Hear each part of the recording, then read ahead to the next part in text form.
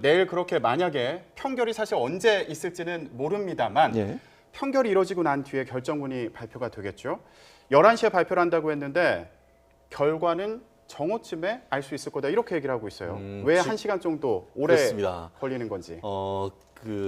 아시다시피 지난번 2004년에 그 노무현 전 대통령에 대한 판결문 같은 경우에는 네. 낭독하는데 25분 정도 걸렸습니다. 예. 네. 그런데 그때는 실질적인 쟁점은 하나였죠. 뭐 구체적으로는 세 개지만 이번 같은 경우에는 크게 봤을 때 쟁점이 15개 내지 17개 됩니다. 예. 그렇다고 하면은 물리적으로 봤을 때도 그와 같은 것에 대한 17개 쟁점에 대해서 하나하나 다 사실관계와 그거에 대한 평가를 다 해야 됩니다. 네네. 거기다가 지난번 같은 경우에는 그 소수 의견이 없습니다. 그 자체로서 하나의 전부의 의견이지만 이번 같은 경우에는 소수 의견이 있으면 소수 의견까지 다 읽어야 됩니다.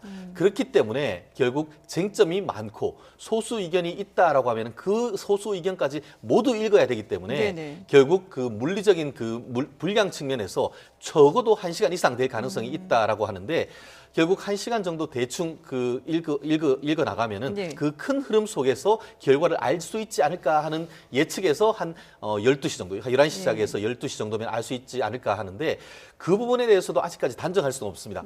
그 이유는 뭐냐 하면은 아시다시피 만약에 소수 의견이 있을 때 뭐 8대 1이라고 하면 12시 정도면 알 수 있을 것입니다. 그렇지만 소수 의견이 예컨대 3명 정도 된다라고 가정을 한다고 하면은 다수 의견으로 해서 모든 사유가 내지는 다른 게 인정된다라고 했지만 다만 지금부터는 소수 의견을 얘기합니다라고 해서 소수 의견이 3명이 넘어버리면은 예. 결국 다수 의견이 6명이지만 다수 지금 의견이 3명이지만 8명이, 예.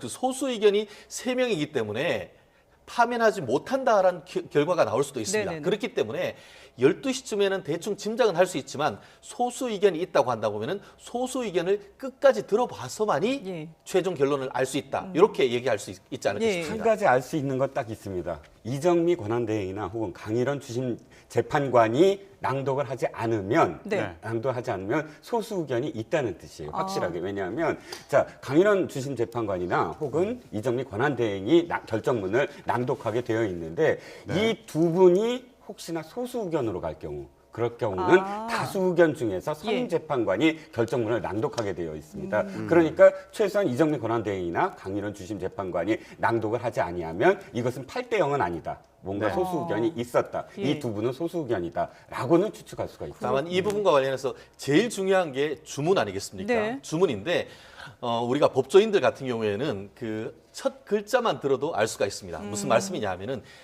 탄핵을 인용을 할 경우 예. 네. 결국 그 탄핵을 이용을 할 때는 주문이 피청구인 대통령 박근혜를 파면한다. 예. 결국 피란 말로 시작을 한다고 하면은 그거는 탄핵 인용입니다. 네. 그렇지만 그것이 이로 시작하는 이 사건 청구를 기각한다. 결국 이로 시작한다라고 하면은 기각입니다. 결국 네. 이자와 피자 두 중에 어떤 판결을 할 수 있을지 아마 네. 내일 주목을 해야 될 것이 아닌가 그런 싶습니다. 또 그 관전 포인트가 있었네요.